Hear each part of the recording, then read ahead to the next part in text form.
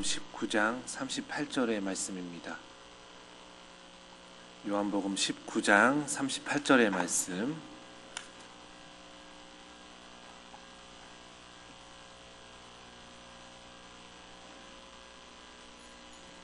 요한복음 19장 38절의 말씀. 다 같이 합독하시겠습니다. 시작.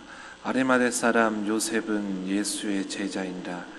유대인이 두려워 그것을 숨기더니 2일 후에 빌라도에게 예수의 시작을 달았다. 아멘. 빌라도가 허락한지라. 이에 가서 예수의 시체를 가져가니라. 아멘.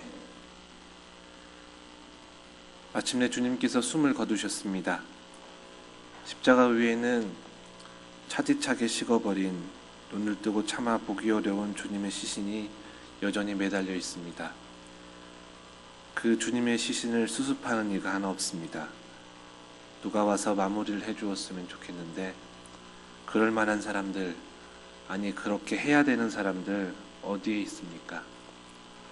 오병이의 기적 앞에서 주님을 억지로 붙들어 왕으로 삼으렸대 했던 그 사람들, 누구를 주님의 우편에, 주님의 좌편에 앉게 해주시옵소서 요청했던 제자들, 주님을 맞을 때 호산나 호산나 외치면서 환호했던 그들, 아무도 십자가 앞에 나서지 못했습니다. 오히려 숨었고 부인했습니다. 한 제자는 한 번도 아니고 3번이나 주님을 도무지 모른다고 했습니다. 모두들 두려움 가운데 문 밖에 나서지 못하고 숨었습니다. 그 모습을 감추고 있습니다. 그리고 마침내 어둠이 온 땅, 하늘을 뒤덮고 바위가 터지고 땅이 진동할 때에 주님께서 숨을 거두시고 이제 그 육신만이 시신으로 십자가에 여전히 매달려 있습니다. 그때 절망과 어둠의 끝자락에서 한 사람이 결심합니다.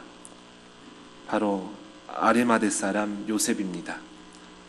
그는 사내들인 공회의 의원이었는데 당시 그가 속했던 사내들인 공회는 유대 사회 안에서 정치나 종교적인 모든 일에 있어서 그 결정권을 가지고 있던 기관입니다.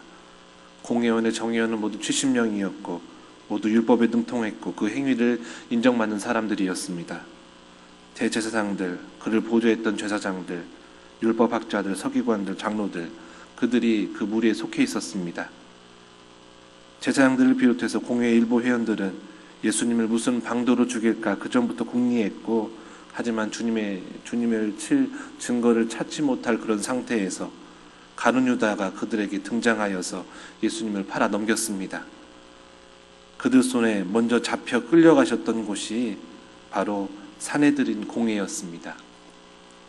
이 몹쓸 공회원들과 그 공회 앞에서 우리 주님께서 먼저 재판을 받으셨습니다. 대제사장이 주님을 신문합니다. 성전을 허물었다가 사흘 만에 다시 세울 수 있겠느냐 그 말을 했느냐? 내가 정말 그리스도냐? 하나님의 아들이냐? 우리에게 말해보라. 그러자 예수께서 이르시되 내가 말하였느니라. 그러나 내가 너희에게 이르노니 이후에 인자가 권능의 우편에 앉아 있는 것과 하늘 구름을 타고 온 것을 너희가 보리라 하시니, 이 주님의 말씀을 듣고 대제사장이 옷을 찢습니다. 그리고 신성모독이다. 동료 의원들의 생각은 어떠하냐? 이는 사형에 해당된다 합니다. 이 주님의 말씀을 듣고 공의원들과 그의 수하들은 예수님의 얼굴에 침 뱉고 주먹과 손바닥으로 치며 그리스도야, 누가 너를 때렸는지 알아맞혀봐라. 선지자도들 한번 해봐라 하면서 주님을 희롱합니다. 악독과 부정으로 가득 찬 이 공회 재판 현장에서 성경에 기록되어 있지는 않지만 아마도 아리마대 요셉도 그 자리에 참석하지 않았나 한번 생각해 봅니다. 아니, 하나님의 아들을 죄인으로 누명씌우는 이 그 현장에서 그 요셉은 분명히 있었을 것입니다. 그도 분명히 공회의 회원이었고, 하지만 그는 한 가지를 숨기고 있었습니다.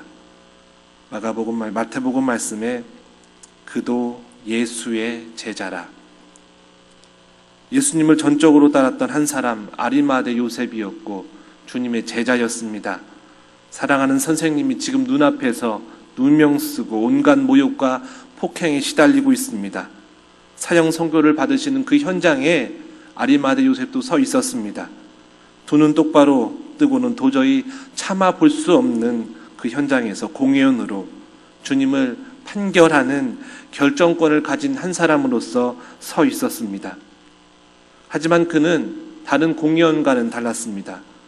누가복음 말씀에 그들의 결의와 행사에 찬성하지 아니한 자라, 그들의 경의, 결의, 그리고 그 행사에 대해서, 주님에 관한 그 판결에 대해서 찬성하지 않았습니다.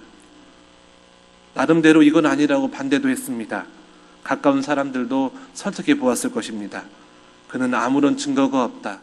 아무런 죄가 없다. 아무런 증거도 찾을 수 없다. 그는 분명히 공회원의 의원이었지만 주님에 대한 그 결의와 행사에 대해서 찬성하지 않았습니다. 하지만 그가 할 수 있는 일은 그것뿐이었습니다. 대세는 이미 기울었고 온갖 모의와 방법들은 사전에 이미 계획되어 있었고 준비된 칼날은 주님께 향해 있었습니다. 그 현장에서 아리마대 요셉은 고난당하시는 그 주님만 바라보고 있습니다. 율법에 관한 해박한 지식으로 논리로 그들의 결의와 행사에 대해서 반대했지만 그 한마디, 나는 저분의 제자이다, 고백하지 못했습니다.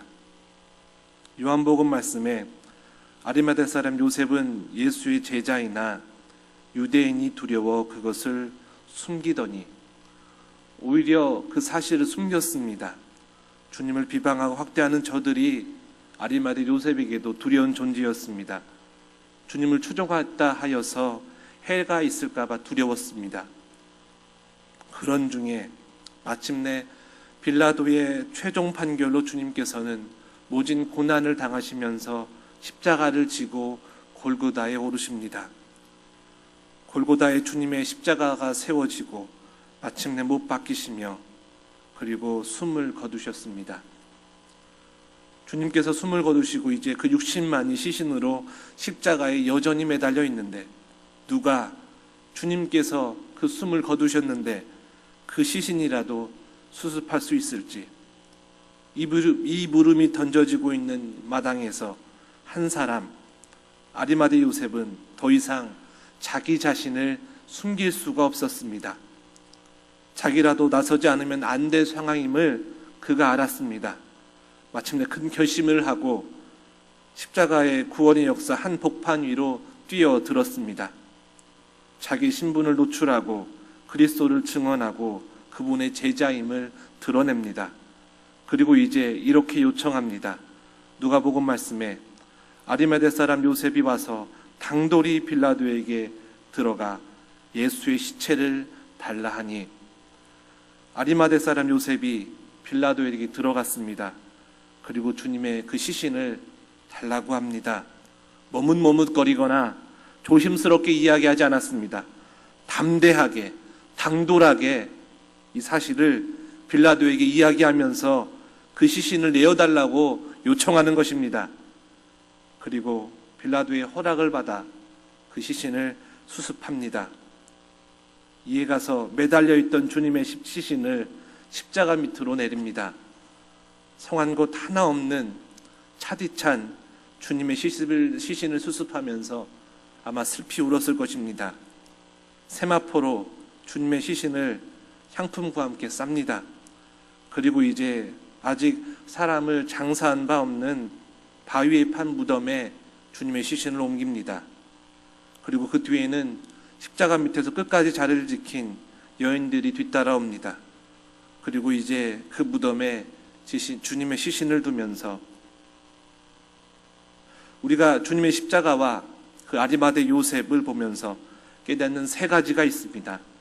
첫째는 십자가의 예수님은 비겁한 사람을 담대하게 변화시킵니다. 예수님의 십자가 사건 전후로 아리마대 요셉, 그의 인생은 판이하게 달라졌습니다. 예수님께서 십자가에 달려 돌아가시기 전에는 예수님의 제자인 것을 숨기는 비겁한 사람이었습니다. 하지만 십자가에 예수님께서 숨을 거두신 이후에는 자기가 예수님의 제자인 그 사실을 밝히는 자로 변화받았습니다. 예수님의 시신을 공개적으로 빌라도에게 달라고 행동하는 것은 바로 그런 의미였습니다. 그에게 두려움이 사라졌습니다. 확실한 것은 주님이 십자가에서 죽으신 후에 그 요셉에게 변화가 찾아왔다라는 것입니다. 상식적으로 생각하면 예수님께서 십자가에서 죽으셨으니까 이제 다 끝난 일이다, 체념하고 그냥 지나가면 될 일입니다. 긁어 부스럼을 만들 필요가 없습니다. 굳이 자신이 예수님의 제자인 것을 노출하면서까지 그 위험을 감수할 필요가 없습니다. 지금까지 그랬던 것처럼 그 사실을 숨기고 지나가면 됩니다. 하지만 그가 예수님의 십자가와 그 고난을 목격하면서 주님께서 자신의 죄와 사망을 짊어가는 비참한 죽음 가운데 계셨다라는 것을 깨달은 것입니다. 십자가상에서 돌아가신 예수님, 그를 먼 곳에서 바라보면서 그는 계속해서 주님을 주목하고 있었습니다. 십자가에 달리면서도 아버지여, 저들은 저들이 하는 것을 모르오니 용서해 주옵소서 기도하셨던 그 주님, 자신이 아픔과 그 고통 속에 있으면서도 함께 매달려 있던 한 강도에게 낙원을 약속하신 주님, 캄캄한 어둠 속 그 십자가에 달린 그분께서 돌아가시는 그 순간에 하늘도 빛을 잃어버리고 그 운명하신 그 후에 그 모든 광경을 지켜보면서 백부장 한 사람조차 저는 하나님의 아들이었다, 이 광경을 그가 보고 들으면서 그 마음속에 분명한 변화가 찾아왔을 것입니다. 십자가의 예수님은 비겁한 사람을 담대하게 변화시킵니다. 믿는 자는 담대하게 자기 신앙과 자기 신분과 자기가 누구인지를 고백할 수밖에 없습니다. 그가 예수님이 누구신지 정확히 알고 믿고 있기 때문입니다. 둘째, 어떠한 대가도 기대할 수 없는 상황에서 예수님을 섬겼습니다. 아리마대 요셉이 그랬습니다. 주님께서 십자가에 달려 죽으신 그날은 금요일이었습니다. 날이 저물어 가고 이 하루가 가면 곧 안식일이 시작됩니다. 당시 율례대로 안식일에는 시신을 수습할 수가 없었습니다. 장사 지낼 수 없습니다. 그래서 주님께서 숨을 거두시고 그날이 저물 쯤에 아리마대 요셉은 서둘러 빌라도를 찾아가서 주님의 시신을 내어주길 요청했습니다. 주님의 시신을 수습한다고 해서 주님의 억울함이 풀어지는 것도 아니고 이미 말씀드린 것처럼 아리마대 요셉에게 득이 될 일만은 전혀 없습니다. 하지만 아리마대 요셉은 어떠한 대가도 기대할 수 없는 그 상황에서 예수님을 섬겼습니다.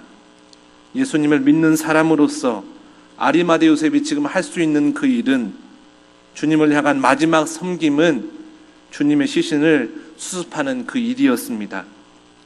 오늘 하루가 넘어가면 내일은 안식일입니다. 주님의 시신은 그러면 십자가 위에서 그대로 방치되어야 합니다. 뜨거운 태양 아래 시신은 훼손되고 딜칭심들에게 해를 입을 수도 있습니다. 그 밑에 지나가는 사람들이 십자가에 달린 주님의 시신을 보고 계속해서 침뱉고 조롱할 것입니다.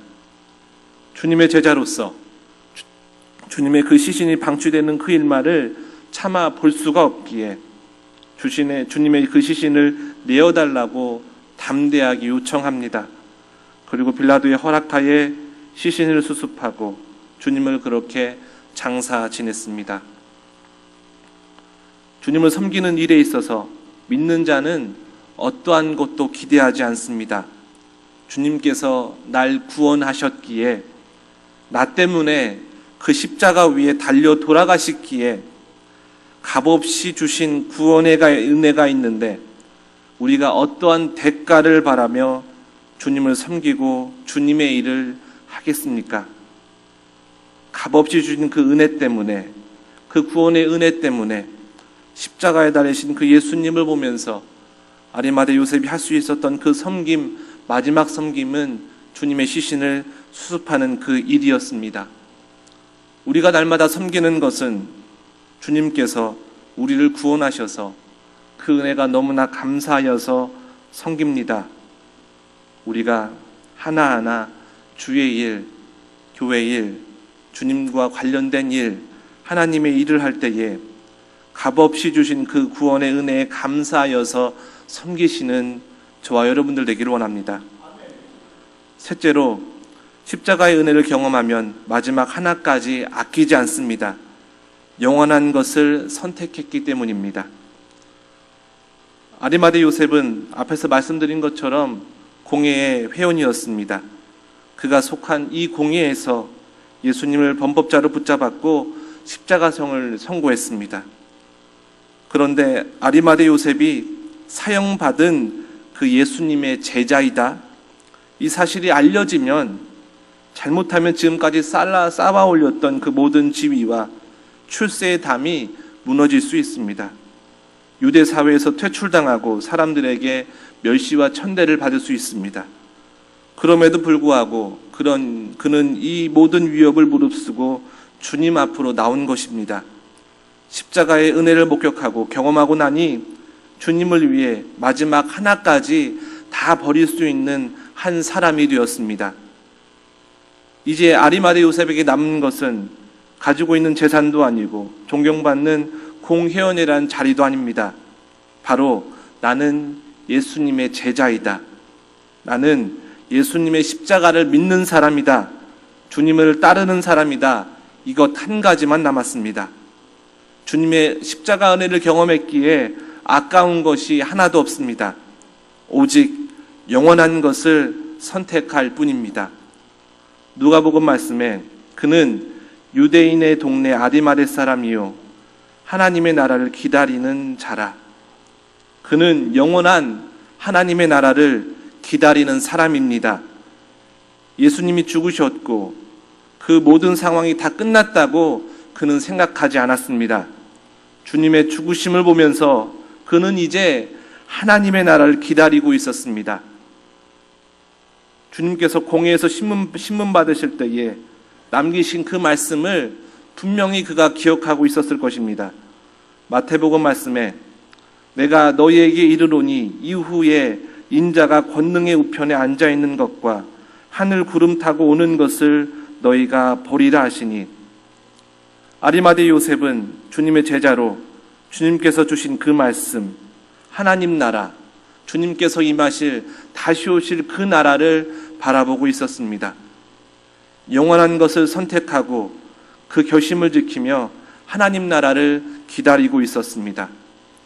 하나님 나라를 소망하기에 그 나라에서 권능의 우편에 앉아 계신 그리스도 예수를 믿기에 그 비겁한 사람이 담대한 사람으로 변화받았습니다. 대가를 기대할 수 없는 상황 속에서 끝까지 예수님을 섬겼습니다. 마지막 하나까지 아끼지 않았습니다. 십자가의 예수님, 십자가에서 베풀어 주신 그 은혜를 경험했고 받았기 때문입니다. 그리고 이제 영원한 것을 선택했기에 하나님 나라를 기다리고 있습니다. 갈보리 그 십자가의 은혜는 영원합니다. 그리고 하나님의 나라, 주님께서 다시 올 그날을 우리 모두가 기다리고 있지 않습니까?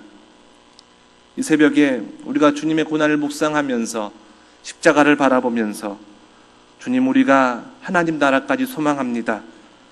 예수님을 믿기에 내 모든 것 다 주께 드릴 수 있고 마지막 하나까지 주님의 영광을 위하여 사용되어지길 원합니다. 주여, 우리를 받아주시옵소서. 십자가의 그 구원의 은혜에 대하여 더 깊이 깨달아가며 주님을 따르는 제자로 살아가기를, 내가 누구인지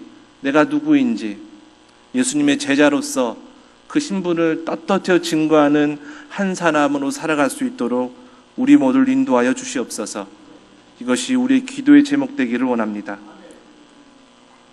찬송가 254장 찬양하시겠습니다.